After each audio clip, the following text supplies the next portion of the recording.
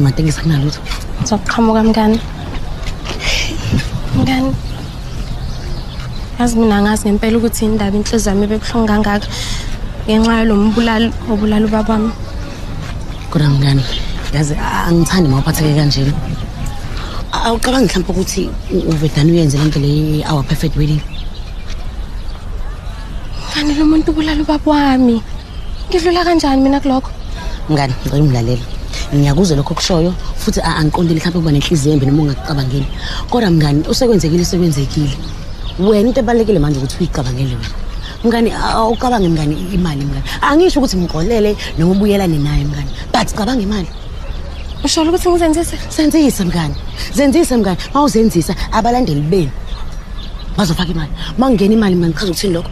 Chaza ukuthi wena uzoba nemali. Wena mawunemali kasho ukuthi sizoba nemali thina mngani.